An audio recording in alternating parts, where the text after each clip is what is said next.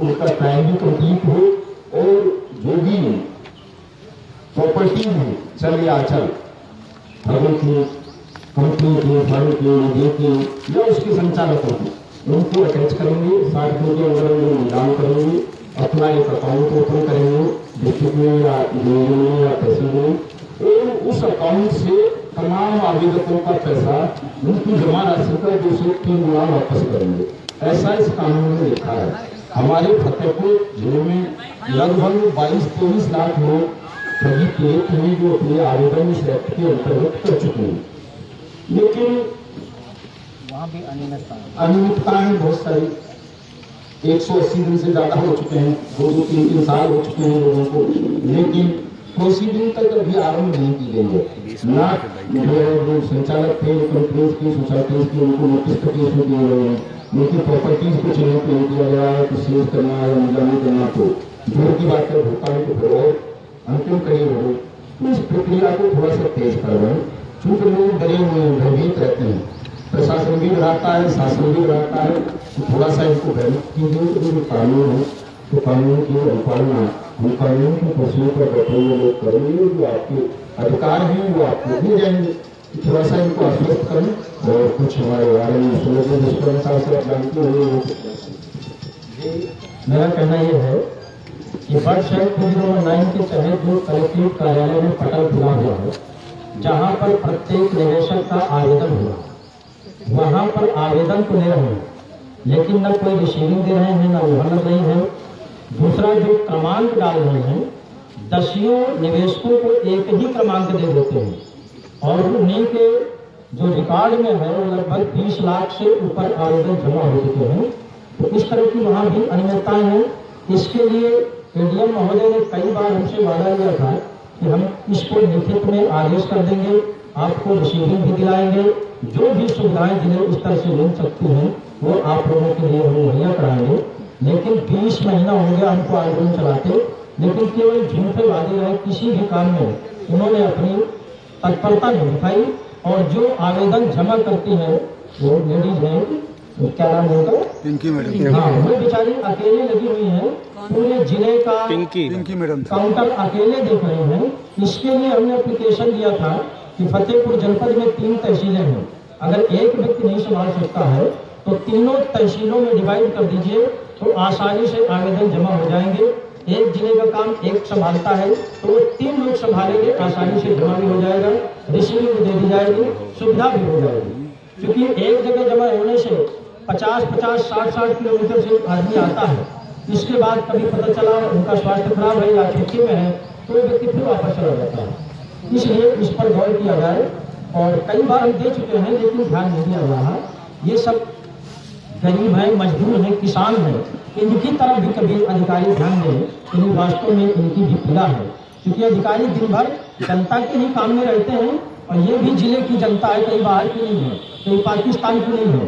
ये 20 महीने का रिकॉर्ड कहता है कोई भी अधिकारी आज तक यहाँ नहीं आया है, जब तक आमंत्रित नहीं किया जाता तब तक कोई नहीं आता कि वास्तव में इनका क्या दुख दर्द है, क्या समस्या है, क्यों बैठे हैं। ये इतिहास बन गया है कि फतेहपुर जनपद में 20 महीने से लगातार आंदोलन चल रहा है, एक दिन कभी अवसर नहीं हुआ इस तरह की धूप में, गर्मी में, बारिश में, ठंडी में।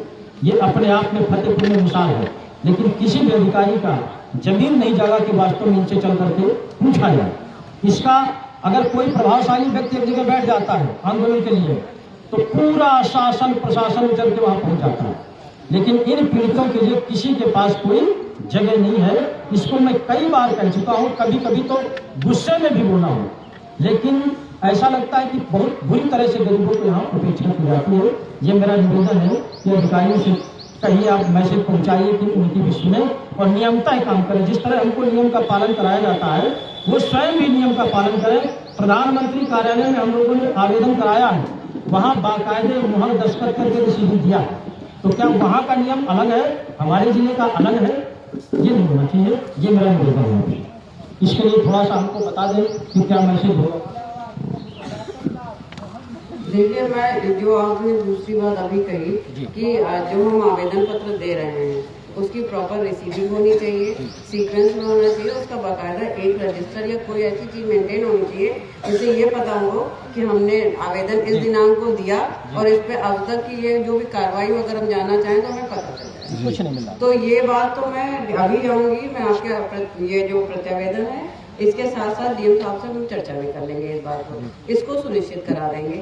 बाकी कार्रवाई है पुलिस को अपने हिसाब से करना है, वो कार्रवाइयाँ वो आगे करेंगे। इसके विषय में भी मुझे ज़्यादा पता भी नहीं है, इसलिए ये नहीं बताऊंगी कि उनकी जांच या ये कहाँ तक पहुँची है, लेकिन ये जो है ये सुनिश्चित करेंगे। और दूसरा आपने एक पॉइंट और कहा है कि यदि तीनों तहसील में हो जाए तो लोगों को दौड़ना कम पड़ेगा। तो ये दोनों बातें तो मैं आज ही डीएम साहब से चर्चा करके इस पर कोई ठोस निर्णय कि ऐसे कर्मचारी को लगा दिया जाए जो वहाँ पर फुल टाइम उपलब्ध रहे, और कम से कम अगर 3 जगह नहीं तो 2 या दूरस्थ जगह पे तहसील में, जैसे मान लीजिए यहाँ पर अगर कलेक्ट्रेट हो गया तो शायद सदर तहसील ना करना चाहें लेकिन बिंदगी कर लें, खड़ा कर दें, तो मतलब आपका ऐसा हो जाए कि किसी को 50-60 किलोमीटर से ज्यादा तो एक ये हो जाए, और दूसरा ये है कि आपको प्रॉपर रिसीविंग मिल जाए। ये दोनों तो हम आज ही चर्चा कर लेते हैं और बाकी के बारे में उच्च अधिकारी हम यही चाहते हैं कि जो उत्तर से संभव है, हम ये नहीं कहते कि आप पैसा दीजिए, वो तो सरकार की बात, वो तो हाँ एक स्टेप बाय स्टेप होगा। और ये हमने बाकायदे जो डीएम महोदया रही है पहले श्रुति, जिसे हमने बाकायदे मिल करके आंदोलन शुरू किया था, उन्होंने अनुमति दिया था कि आप करिए, आपकी मांग जायज है, लेकिन कोई उपद्रव नहीं होना चाहिए। हमारा ये 20 महीने का रिकॉर्ड है, किसी तरह का कोई उपद्रव नहीं हुआ तक। और नहीं पुलिस प्रशासन के लोग आते हैं, लाइव आते हैं, अभी बोलते हैं कि इसके लिए नियुक्ति कर दें, प्रॉपर आदेश कर दें एडीएम साहब को ज्यादा अच्छा। ये मैं कई बार कह चुका, जो भी अधिकारी आए हैं ये बोल के गए हैं, एडीएम साहब ने कहा भी था, ये कहा था, लेकिन करते कहाँ हैं? कोई बात नहीं, आज चर्चा। पिंकी सर ये भी कहती है कि फालतू में तो दौड़ रहे हो तुम, ये कागज यहाँ लेके आते हो, इसलिए कि उनको भी लिखित आदेश नहीं दिया गया कि ये काम आप करिए। वो अपने लिए डर रही कि कोई मामला पड़ जाए तो हमारे पास कोई आदेश नहीं। अब जैसे ये महिलाएं हैं, बुजुर्ग हैं, हम तो खाली सिर्फ इसकी बात है कि किसी को असुविधा ना। एक चीज और है, आप अपनी बात तो कही सकते हैं। एक चीज और है मैडम, कि जैसे छोटे छोटे कार्यक्रम होते हैं तो जो जनता की सुख सुविधाएं वाली चीजें हैं, यहाँ की साफ सफाई, पानी, मोबाइल टॉयलेट, महिलाएं बेचारी दूर दूर से आती हैं, इसके लिए हम कई बार लिख करके देते हैं, नगर पालिका में भी देते हैं, डीएम साहब को देते हैं, लेकिन ये भी नहीं मुहैया कराया जाता।